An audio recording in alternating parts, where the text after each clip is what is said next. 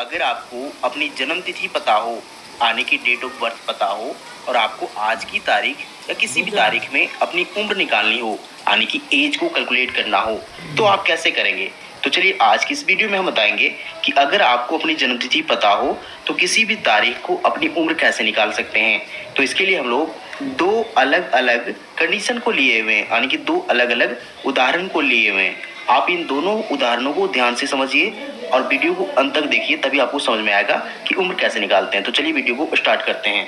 तो सबसे पहले क्या करना है, आपको जिस भी तारीख को अपनी उम्र निकालनी हो उसे ऊपर में लिख लें। जैसे यहाँ लिखा गया है, मान लीजिए अगर आपको आज की ही तारीख में अगर उम्र निकालनी हो तो उसे इस प्रकार से ऊपर में लिख लें और इसके नीचे जन्म तिथि को लिख लें, यानी कि डेट ऑफ बर्थ को नीचे लिख लें।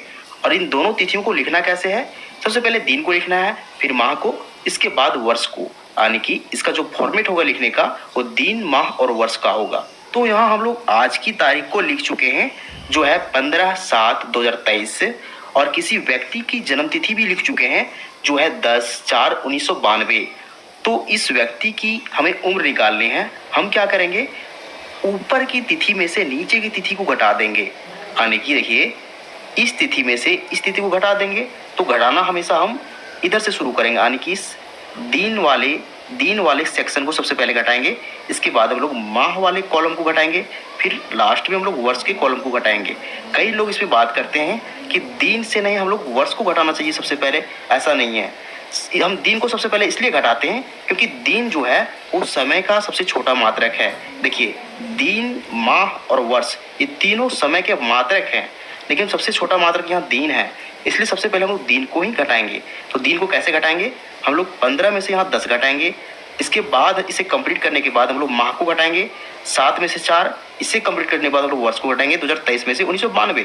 तो चलिए घटाना शुरू करते हैं। देखिए हम यहाँ घटाना है सबसे पहले दिन को, तो 15 में से 10 घटाएंगे। तो देखिए 15 में से 10 घटाएंगे तो यहाँ देखिए 5 में से 0 जाएगा, तो यहाँ 5 ही बचेगा।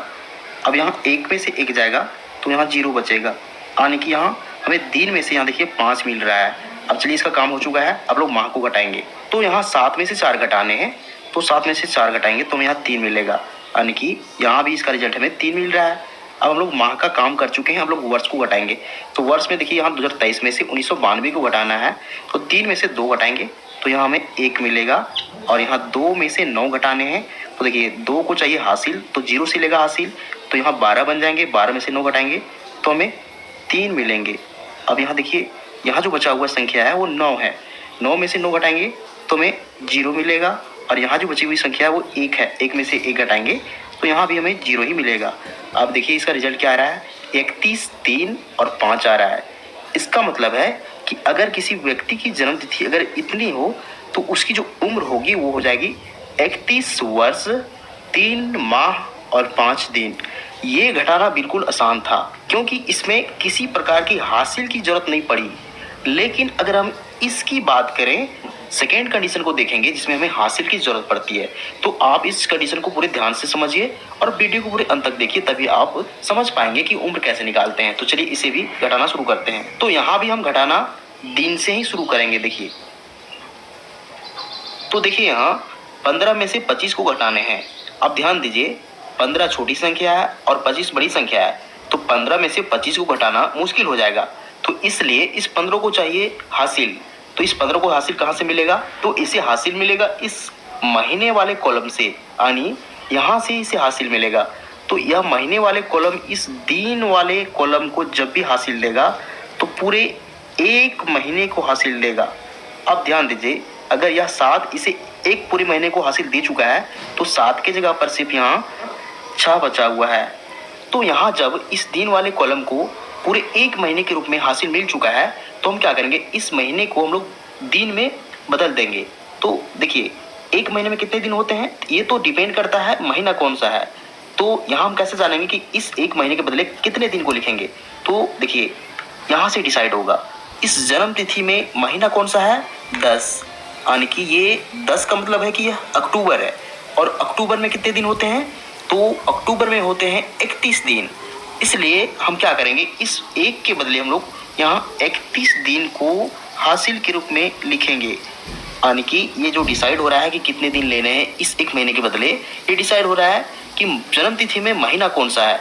अगर यहाँ 10 है इसका मतलब अक्टूबर है, और अक्टूबर में जो होता है वो 31 दिन होते हैं, इसलिए हम लोग यहाँ हासिल के रूप में इस एक महीने के बदले 31 दिन को लेंगे। अब हमें क्या करना है, इस 31 को और इस 15 को जोड़ देंगे, और इन दोनों को जोड़ने के बाद इस 25 को घटा देंगे, और यहाँ इस पार्ट में दिन को लिख देंगे। तो देखिए 31 और 15 को जोड़ते हैं, देखिए 31 और 15 को जोड़ते हैं तो हमें क्या मिलेगा, देखिए 1 और 5 जोड़ेंगे तो हमें 6 मिलेगा, और 3 1 4 हो जाएगा, यानी कि 46 मिल रहा है। अब इस 46 में से हमें इस 25 को घटाने हैं, तो चलिए यहाँ 25 को माइनस करते हैं।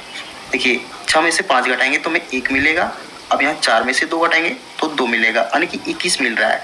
तो इस 21 को हम लोग यहाँ लिख देंगे। अब देखिए तो हम लोग इस दिन वाले कॉलम को कंप्लीट कर चुके हैं, अब हमें इस माह वाले कॉलम को घटाने हैं।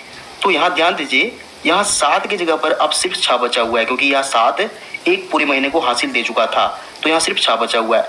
अब 6 में से हमें 10 को घटाने हैं, तो देखिए 6 में से 10 नहीं घटेगा, क्योंकि 10 जो बड़ी संख्या है, 6 छोटी संख्या है, तो इस 6 को भी चाहिए हासिल। तो इस 6 को हासिल कहाँ से मिलेगा, इस वर्ष वाले कॉलम से।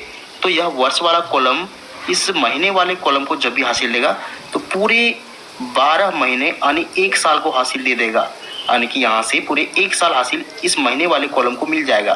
तो देखिए पहले से यहाँ 6 महीने हैं, जब 1 साल पूरे मिल रहे हैं, यानी 1 साल का मतलब होता है 12 महीने, तो 6 और 12 को जोड़ देंगे तो यहाँ टोटल कितने महीने हो जाएंगे, 4 और 12 18 महीने। अब देखिए यहाँ 18 महीने टोटल हो चुके हैं। अब यहाँ 18 में से 10 को घटाने हैं, तो 18 में से 10 घटाएंगे तो यह सिंपल घटाव है, यहाँ 8 मिल जाएगा, यानी कि यहाँ महीने के रूप में हमें 8 प्राप्त हो रहा है। अब चलिए हम लोग इस माह को घटा चुके हैं, अब लोग वर्ष को घटाएंगे। तो वर्ष में भी यहाँ ध्यान दीजिए, यहाँ 2023 नहीं है बल्कि यहाँ 2022 है, क्योंकि यह 2023 पहले था जो पूरे 1 साल को यहाँ हासिल दे चुका था। इसका मतलब यहाँ सिर्फ 2022 बचा हुआ है, तो यहाँ हम लोग 2022 मान के चलेंगे।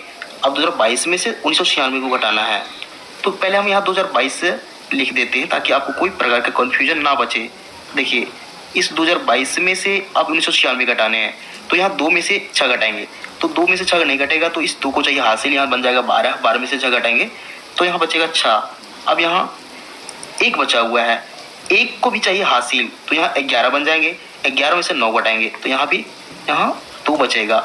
अब यहाँ 9 बचा हुआ है, 9 में से 9 घटाएंगे तो 0 बन जाएगा, और यहाँ देखिए 1 में से 1 घटाएंगे तो यहाँ भी 0, यानी कि यहाँ 26 प्राप्त हो रहा है। इसका मतलब है अगर किसी व्यक्ति की जन्मतिथि अगर इतनी हो तो उसकी उम्र जो हो जाएगी वो हो जाएगी 26 वर्ष 8 महीने और 21 दिन। तो इस प्रकार से हम किसी भी व्यक्ति की जन्मतिथि आसान तरीके से निकाल सकते हैं। यहाँ हम लोग दोनों कंडीशन को देख चुके हैं।